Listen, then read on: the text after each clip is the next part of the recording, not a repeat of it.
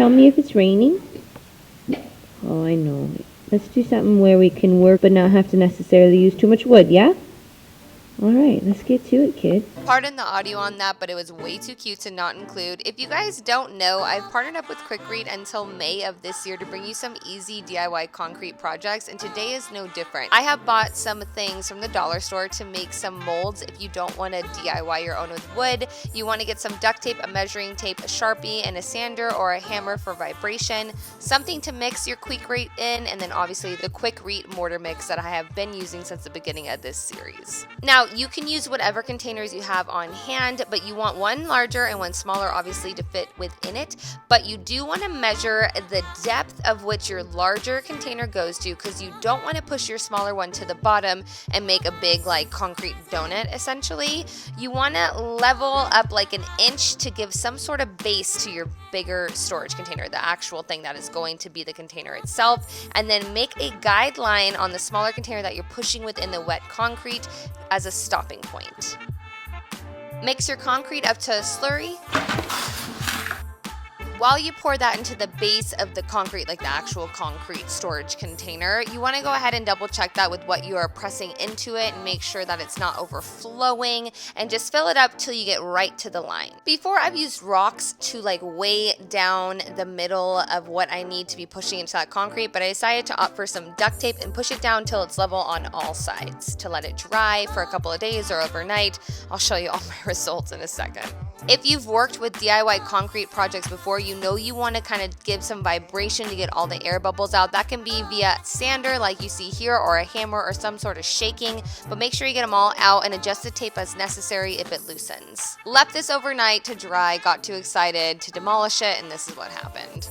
Definitely need to make a mold because this is the aftermath of trying to chisel off and get the concrete out. Unfortunately, I was really trying to avoid using wood, which sounds so stupid, but the reason I didn't want to use the wood is because I have other projects I want to use it for. So we're gonna try again. I'm gonna cut down wood to the size of all of these sides, and then we'll screw it together and try again. Sound good? So the sun's out. So I decided to rest these guys in the sun. Maybe I'll save them, maybe it won't, but let's make a mold. I grabbed some scrap plywood and I cut it down to size of the mold that I was previously using. You can do whatever measurements. You can buy a silicone mold on Amazon. It's totally up to you.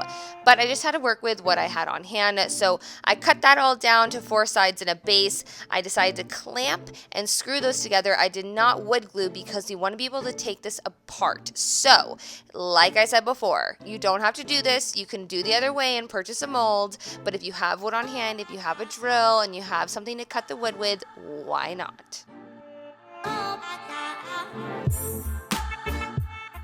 To ensure no leakage with this wood mold that I did not really want to do, I just covered the seams with masking tape, and then I repeated the same steps as pouring the concrete in, but instead of another vase or planter situation, I used a 4x4 that I cut down to size with my miter saw to fit in the mold that I just made. I also screwed a screw in the middle of it just in hopes that it's easier to shimmy out when everything is dry, and then obviously the 4x4 is flush to the bottom when I push it in the mold, so I decided to just take a mental note instead of marking it, because that makes it really easy, where I can just lift it up to where I want it to leave a little bit of space at the end. I made a little no when I started getting the air bubbles out and realized I didn't tape down the middle, so make sure you tape down the middle or weigh it down somehow, because you do not want it popping up while you're getting all the air bubbles out. I let this one sit overnight and kind of went back to, I went back to my old mold, my second mold that didn't get destroyed, and just took my time and kind of hammered it out with my hammer very patiently, and it ended up being perfect to my surprise.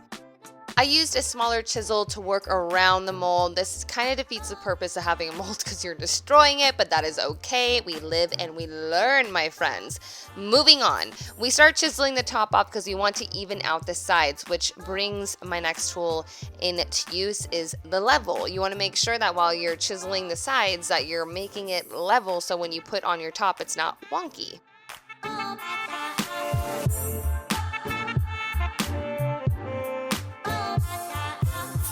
This one comes out perfect. Really? Yeah, right when I film it, I was like, are you kidding me right now?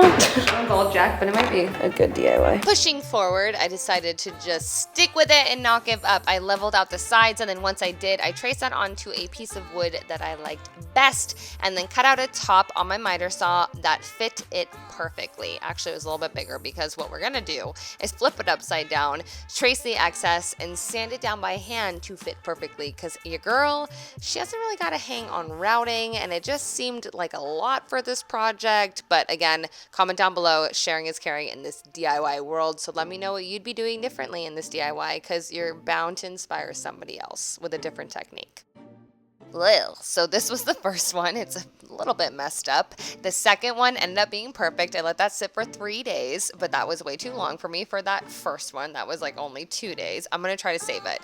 For the tops, you don't want to just do one single piece of wood, because that will just shift around and fall off, and it's not necessarily a storage. So measure the inside of your opening. It's going to be different for everybody. Mine is 3 1/4. So I am going to cut down a piece of wood smaller than that opening to fit within it, so that top doesn't just fall off of it when you go to grab it or something. And I attached this honestly by just adding some wood glue and then flipping the top onto the container that I wanted it to fit in, because obviously the concrete pour wasn't perfect. So once I flipped that top on top of the storage container I wanted it to go in, I kind of moved it around until the larger piece was aligned with the outside edges of that container. My second one that you see here is a little bit askew, so I just wanted to double check it. And I say so a lot. Oh, sorry about that. All right, so this has only been setting less than a day, but I really think I should wait. I'm gonna wait. I wanna take it out, but I'm gonna wait. Yeah.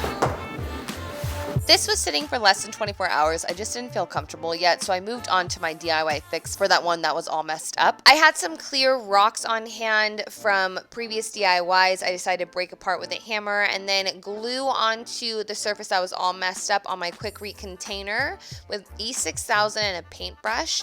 I worked along the edges with larger pieces and then focused the smaller, dustier pieces on the middle to create a faux geode, hopefully. In my head, it looked great, but let me know in the comments down below. While each side dried, because E6000 does take a quick second to dry, I used some Danish oil in medium walnut and brushed that over the tops that we created earlier to give just a deep brown. It is so beautiful and such a good contrast, and I decided to also test out what the QUIKRETE did within my wooden mold under a day, and it just wasn't ready. Definitely should have let it sit longer. Ugh, I quickly taped this back up. I wanted to save it. I'll show you the results on my Instagram this weekend, so check over there. I continued the fake geode / crystal, whatever you want to call it, onto all of my containers, and voila, you have a minimal and an extra version, if you will, for both. So I'm not gonna lie, I tried to save this with this DIY edition, and this was originally going to be a gift, but now I'm gonna keep it for myself to decorate my guest bedroom, because once I added the tops to these, it just made me fall in love for some reason. And maybe it might not be for everybody, but I think when you fail with a DIY and you find a solution to make it yours and make it fit your space, it just makes it that much better. So I hope that you enjoyed this DIY fail turn to a DIY save, in my opinion. And thank you so much to QUIKRETE for sponsoring today's video. I will catch you next Wednesday, or this coming Wednesday, however you want to phrase it, for another DIY that any of you guys can do.